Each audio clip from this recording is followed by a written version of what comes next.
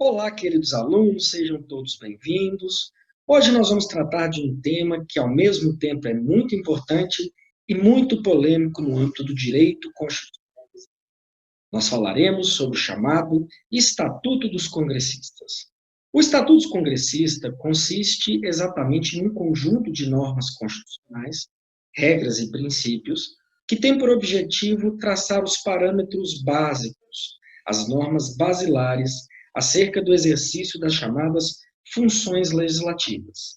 E no âmbito do Estatuto dos Congressistas, nós teremos basicamente normas relativas às chamadas imunidades parlamentares, normas relativas às chamadas incompatibilidades e impedimentos dos congressistas. Nós teremos também normas relativas à chamada perda do mandato, e, além disso, nós teremos outras disposições acerca do sigilo de fonte, questão de suspensão do mandato e outras situações jurídicas de extrema relevância. Na aula de hoje, portanto, nós vamos falar sobre essas normas constitucionais e verificarmos o que cada uma delas significa e como a doutrina e a jurisprudência têm sobre elas se posicionado. O primeiro instituto que nós devemos falar, dada a sua importância, a sua relevância, são as chamadas imunidades parlamentares. As imunidades parlamentares, elas são institutos, né, elas são normas constitucionais que têm como objetivo assegurar a plena independência do exercício das funções parlamentares, de tal modo a garantir que o parlamentar eleito ele possa exercer suas atribuições legislativas com imparcialidade, com independência, livre de qualquer espécie de coação ou qualquer forma de pressão que possa, por exemplo, viciar as suas palavras, as suas opiniões ou as suas condutas. Quando nós realizamos uma leitura do artigo 53 da Constituição da República, nós vamos verificar que no ordenamento jurídico brasileiro, nós vamos ter aqui, basicamente, duas espécies de imunidades parlamentares. As imunidades formais e as imunidades materiais. Sabendo que, no âmbito das imunidades formais, eu ainda terei as imunidades para a prisão e para o processo. Então, quando nós realizamos esse estudo do artigo 53 da Constituição Pública, nós vamos perceber que ele tratará primeiro das chamadas imunidades materiais. De acordo com o artigo 53, caput da Constituição da República, os deputados e senadores, eles são invioláveis civil e penalmente por suas palavras, votos e opiniões. Esta imunidade material, também chamada de imunidade subjetiva, ela tem justamente o objetivo de garantir que o parlamentar, no exercício da sua atividade legislativa, da sua atividade fiscalizatória, no âmbito do Congresso Nacional, ele possa manifestar suas opiniões, ele possa manifestar os seus votos, sem um receio de que ele possa ser responsabilizado, tanto no âmbito civil, quanto no âmbito penal, quanto no âmbito administrativo, quanto no âmbito político. Então, a garantia das imunidades materiais ela é de grande relevância para a própria democracia e para o pluralismo político partidário. Já vista que cada deputado e cada senador poderá utilizar-se da tribuna, poderá utilizar-se da imprensa ou de outros meios de comunicação para externar as suas opiniões, para defender os seus pontos de vista, para justificar os seus votos, de tal modo a se garantir, então, o chamado agir democrático no âmbito do Estado brasileiro. Quando nós falamos das chamadas imunidades materiais, é importante que nós façamos algumas considerações. Essas imunidades, elas pertencem ao parlamentar em razão do exercício do mandato parlamentar. De tal modo que essa imunidade ela só persistirá se aquela palavra, se aquele voto, se aquela opinião, ele for exercido no exercício do mandato e em razão do mandato. Lembrando que o Supremo Federal tem o entendimento de que as imunidades para os parlamentares, elas se iniciam desde o momento da diplomação, e não apenas a partir do momento em que há a posse no cargo legislativo. Isso porque há uma outra questão que é importante se mencionar, é o fato de que esta imunidade parlamentar, esta imunidade material para palavras, votos e opiniões, ela não se restringe ao âmbito do Congresso Nacional, ao âmbito das casas legislativas. Os deputados federais e senadores poderão proferir palavras e opiniões em qualquer local do território brasileiro, que ainda assim estarão protegidos pela chamada imunidade material ou imunidade substancial. Todavia, é importante observar que, de acordo com o entendimento majoritário da doutrina, o entendimento pacificado no próprio Supremo Tribunal Federal, obviamente, para que essas palavras e opiniões estejam protegidas por esta imunidade material, é necessário que tenha um nexo de causalidade entre esta emissão da opinião, entre esta palavra, entre esta opinião e o exercício do mandato eletivo. Ou seja, deve existir a chamada pertinência temática. O deputado e senador somente estará abrangido pela imunidade material se aquela palavra ou opinião se der em razão e tiver relação, nexo de causalidade com o exercício do mandato eletivo.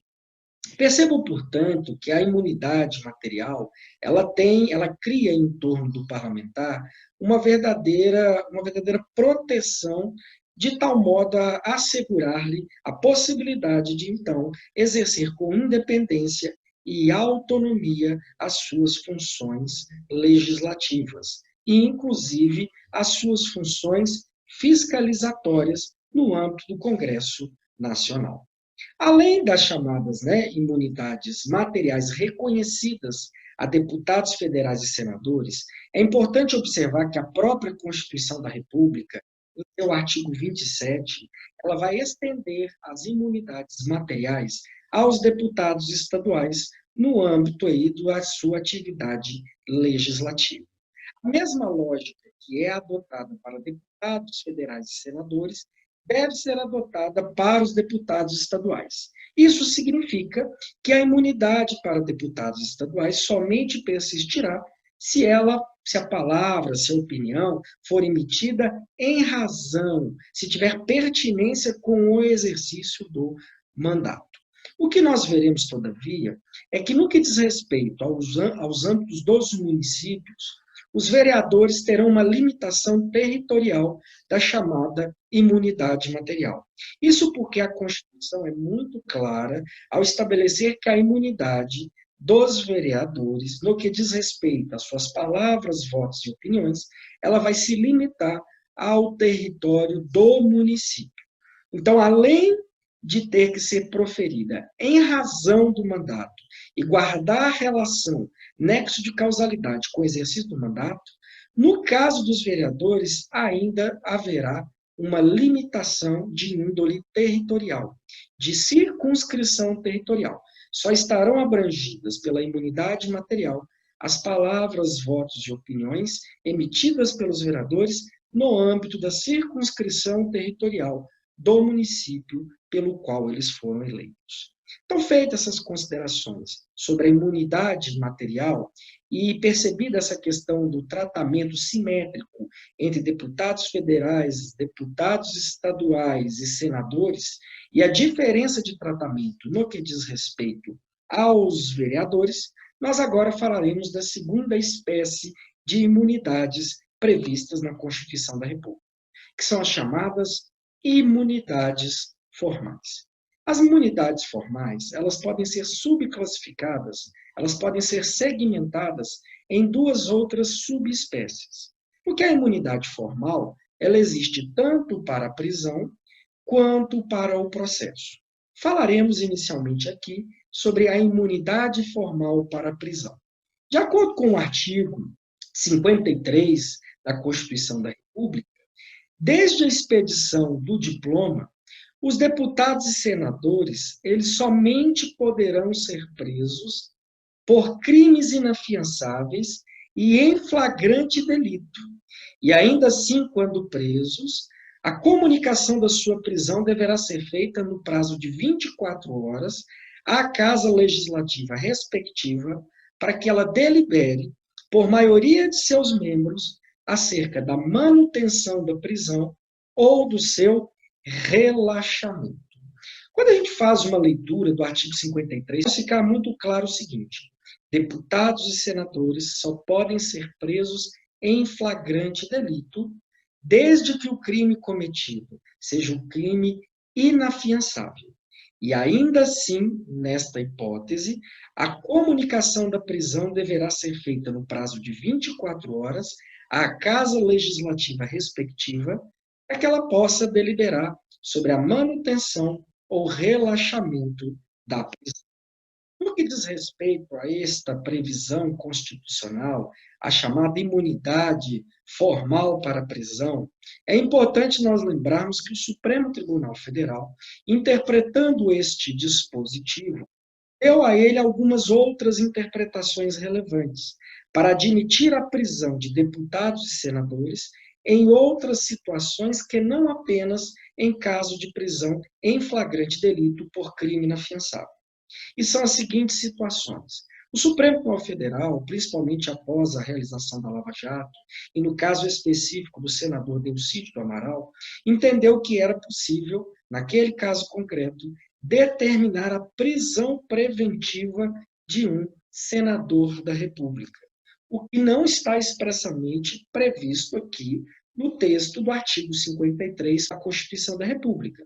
Então, a partir do entendimento do Supremo Tribunal Federal, vários doutrinadores vêm entendendo que há uma nova possibilidade da prisão de parlamentares, mesmo estando no exercício do mandato, que é o caso da prisão em razão de determinação de prisão preventiva, nos casos lá das hipóteses previstas pelo Código de Processo Penal brasileiro. A outra situação também, que foi objeto de análise e manifestação pelo Supremo Tribunal Federal, é a possibilidade de prisão de deputado e senador que esteja no exercício do mandato em razão de sentença condenatória transitada em julgado que lhe aplique a pena de prisão ou lhe aplique uma outra pena em que tenha como consequência a suspensão dos seus direitos políticos. Neste caso, se aquele indivíduo, se aquele deputado ou senador foi condenado em decisão transitada em julgado à pena de prisão, não há por que falar na aplicação do instituto da imunidade formal para a prisão. Ou seja, no quadro hoje do ordenamento jurídico brasileiro, o Supremo Tribunal Federal, a partir da interpretação do artigo 53 da Constituição da República, deixou bem claro, então, que nós agora temos, ao menos, 3 hipóteses de prisão de deputados e senadores pela prática de crimes durante o exercício do seu mandato, que seriam os casos da chamada prisão em caso de crime em flagrante delito inafiançável, a prisão em razão de decretação de prisão preventiva e a prisão decorrente de sentença condenatória transitada em julgado, cuja pena aplicada seja pena, obviamente, restritiva da liberdade daquele parlamentar.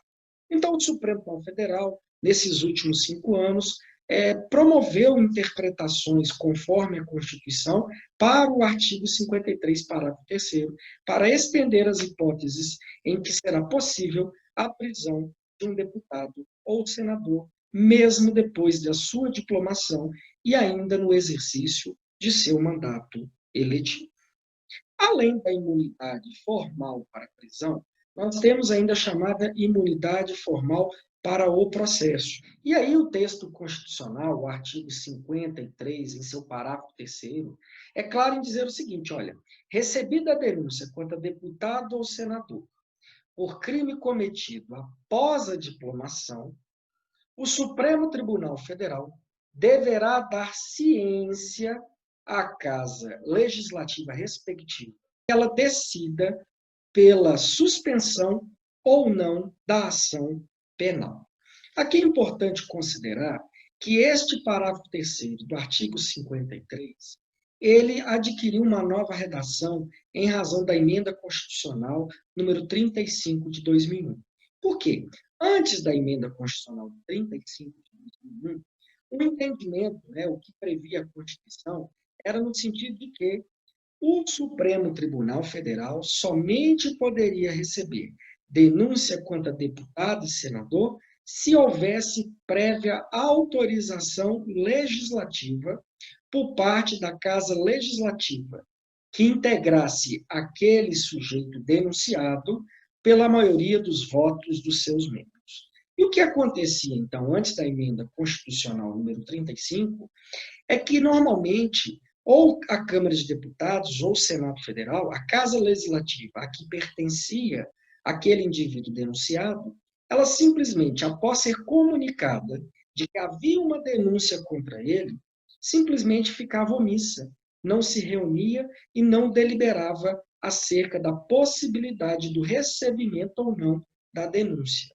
E isso acabava acarretando um cenário de injustiça, um cenário de impunidade, porque a omissão da Casa Legislativa beneficiava aquele denunciado, uma vez que o Supremo Tribunal Federal só poderia receber aquela denúncia se houvesse prévia autorização legislativa por maioria dos membros da Casa Legislativa. Após o advento da emenda constitucional número 35 de 2001, essa lógica ela se inverte.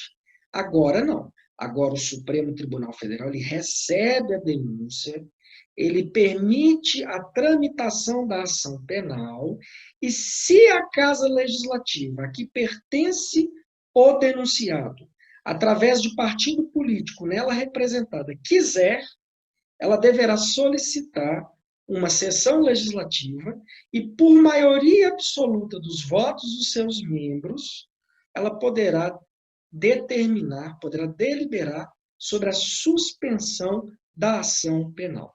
Ou seja, agora com a atual redação do artigo 53, parágrafo 3º, a suspensão da ação só ocorre se a Casa Legislativa deliberar e de forma aberta, por voto nominal, sobre a suspensão da ação penal.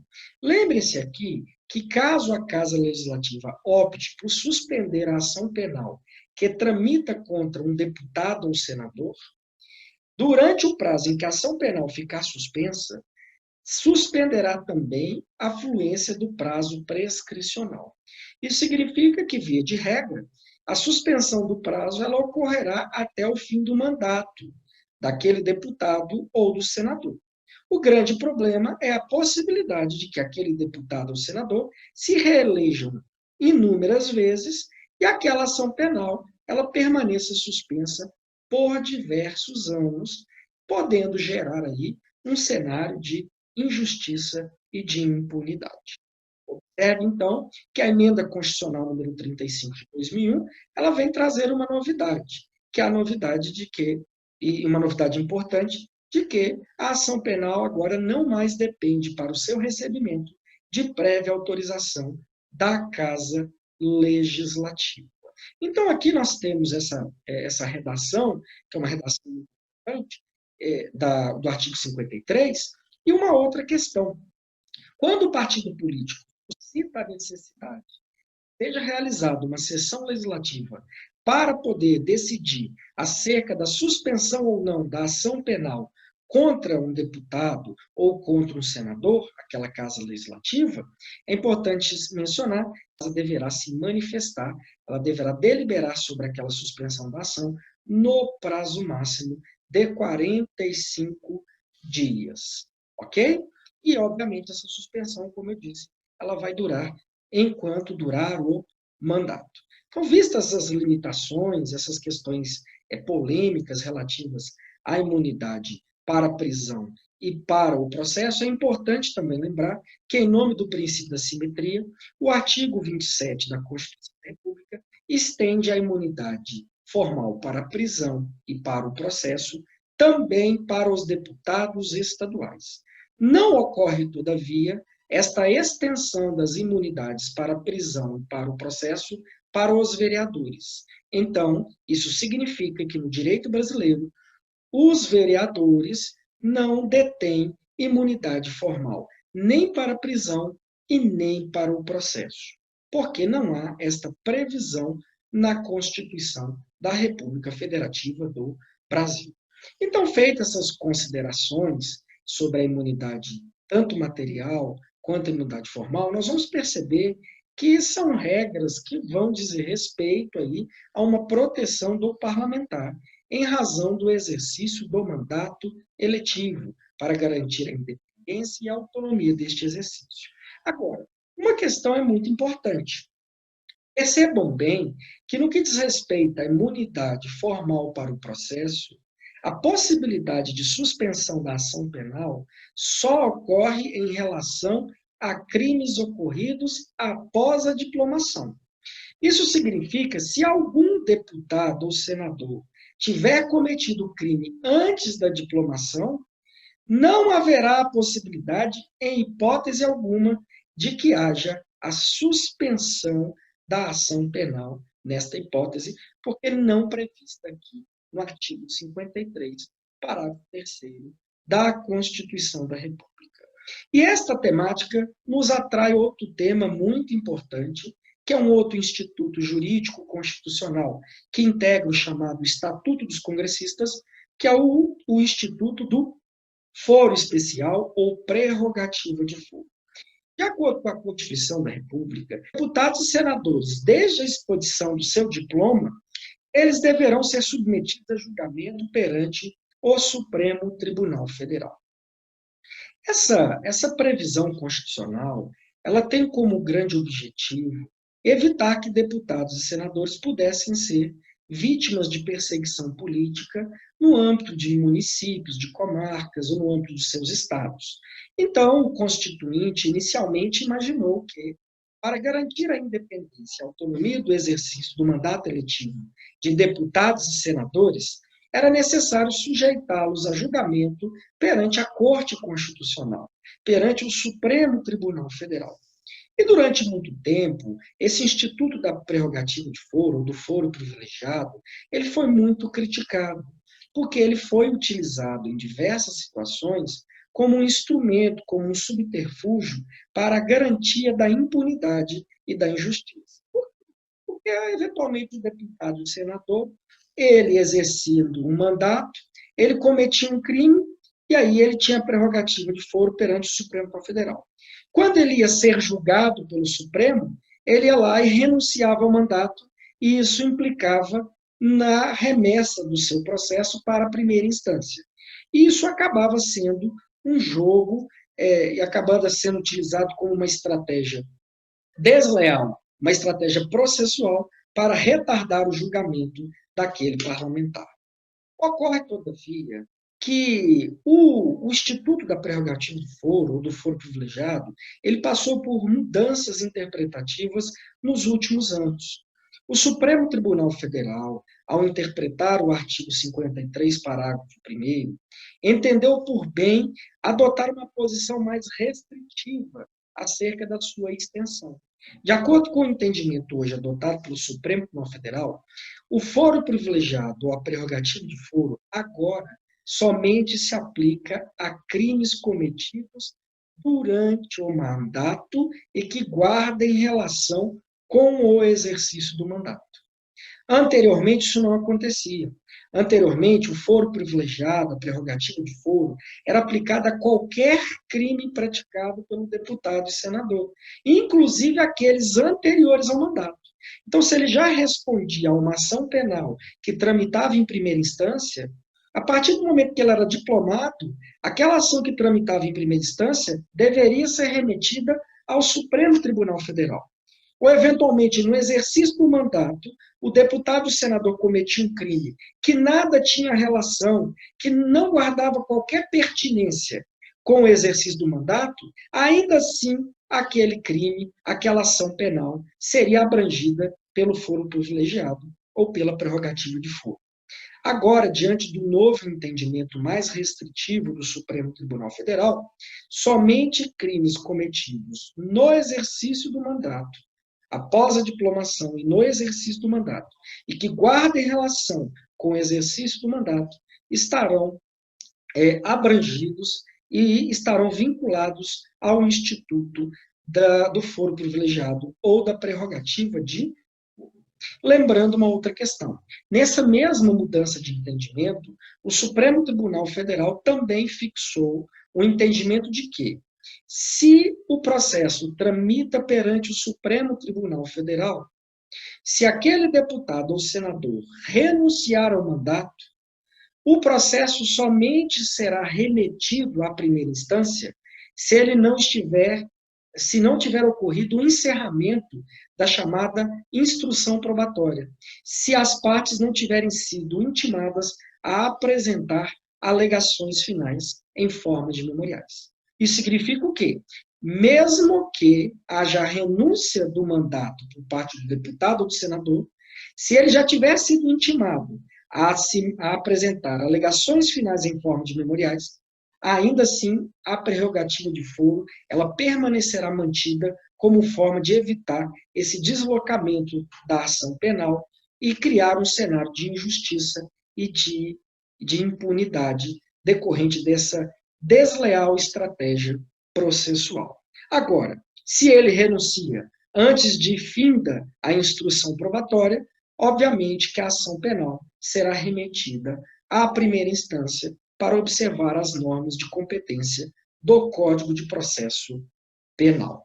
Então, essas são as considerações sobre a chamada prerrogativa de foro ou foro privilegiado e essa importante mudança de entendimento por parte do Supremo Tribunal Federal. Além das imunidades, além do instituto do foro privilegiado, o artigo 54 da Constituição da República, ele irá trazer algumas hipóteses que são as chamadas hipóteses de incompatibilidades e impedimentos por parte de deputados e senadores. O artigo 54 vai trazer ali algumas situações jurídicas que são proibidas, que são vedadas, que são incompatíveis com o exercício do mandato eletivo por deputados e senadores. Ou seja, se nós fizermos uma análise ali dos dispositivos, dos incisos que integram o artigo 54, nós vamos perceber que ali estão situações jurídicas que poderiam comprometer a probidade, a lisura, a independência do exercício do mandato eletivo.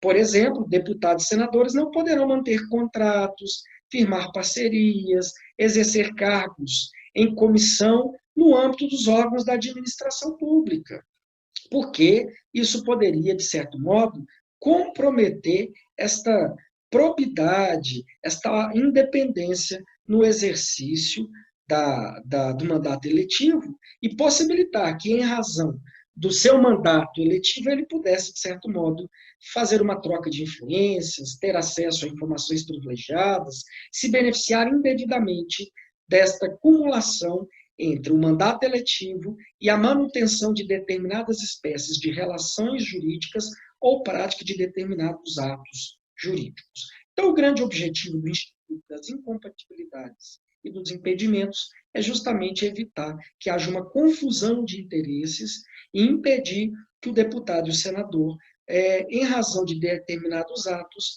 possa praticar atos de improbidade, possa exercer influência política, possa obter vantagens indevidas. Então, a Constituição, por precaução, ela optou, então, por estabelecer esses impedimentos e essas situações em que há vedações aos deputados e senadores. Além do instituto dos impedimentos, né, e das vedações, né, das incompatibilidades, nós vamos perceber que o artigo 53 da Constituição também vai trazer outras duas normas importantes. A primeira delas é que diz respeito ao sigilo de fonte. Deputados e senadores não podem ser obrigados a revelar quem são suas fontes. Ou seja, eles podem receber informações de pessoas, podem receber denúncias, podem receber provas, documentos, e eles não são obrigados a revelar a origem, quem foi sua fonte. O grande objetivo dessa norma constitucional é permitir que o deputado e o senador possa receber essas informações para exercer o seu papel de fiscal, o seu papel de controlador, o seu papel legislativo, sem que ele seja obrigado a expor quem são os seus informantes, quem são aquelas pessoas que contribuíram lhe dando, lhe repassando estas informações. Além do mais, há uma outra norma constitucional também prevista no artigo 53, que estabelece, no seu parágrafo 7º, que a incorporação de deputados e senadores que sejam militares às Forças Armadas, ela dependerá de autorização da Casa Legislativa. Ou seja, se eu tenho um militar que é eleito para deputado ou senador, ele só poderá ser incorporado às Forças Armadas se a Casa Legislativa autorizar, né, a sua incorporação. E uma outra questão importante, a questão da liberdade, da autonomia, do exercício das palavras, votos e opiniões é tão importante para os parlamentares que a Constituição também estabelece que nem mesmo durante o estado de sítio, essa liberdade de manifestação dos parlamentares, ela poderá ser cerceada, exceto em algumas situações. Por exemplo, se aquela manifestação da opinião, se aquela manifestação da palavra contrariar medidas estabelecidas e fixadas pelo próprio estado de sítio. Ou se a própria Casa Legislativa, ao qual ele integra, caçar essa liberdade de manifestação de palavras, votos e opiniões pelo voto de 2/3 dos seus membros. É o que estabelece também o texto constitucional. E para finalizarmos a questão do Estatuto dos Congressistas, é importante nós analisarmos aqui o artigo 55 da Constituição da República, que vai tratar da questão relativa à chamada perda do mandato eletivo. O artigo 55 da Constituição da República, ele vai estabelecer 6 hipóteses em que poderá ocorrer a perda do mandato eletivo. Dessas 6 hipóteses, 3 delas, a perda do mandato estará condicionada à deliberação pela Casa Legislativa, a partir do voto da maioria absoluta dos seus membros. E outras 3 hipóteses, a perda do mandato será automática. E é o que nós veremos aqui agora. Vamos ver. De acordo com o artigo 55 da Constituição da República, perderá o mandato o deputado ou senador que, primeiro, inciso 1º, infringir qualquer das proibições estabelecidas no artigo anterior. Ou seja, a partir do momento em que o deputado ou senador viola uma das incompatibilidades ou um dos impedimentos, ele mantém contratos com a administração pública, ele exerce cargos comissionados não permitidos pela Constituição da República, ele poderá perder o seu mandato eletivo. E esta hipótese do inciso 1º é uma hipótese em que dependerá de deliberação da Casa Legislativa pelo voto da maioria absoluta dos seus membros. A segunda hipótese é aquela que estabelece cujo procedimento for declarado incompatível com o decoro parlamentar.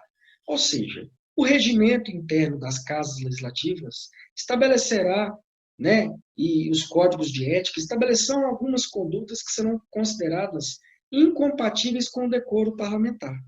Se for verificado que ele agiu com falta de decoro parlamentar, a Casa Legislativa poderá deliberar a perda do mandato pela maioria absoluta dos seus membros. Outra hipótese em que a perda do mandato, portanto, estará condicionada à deliberação legislativa.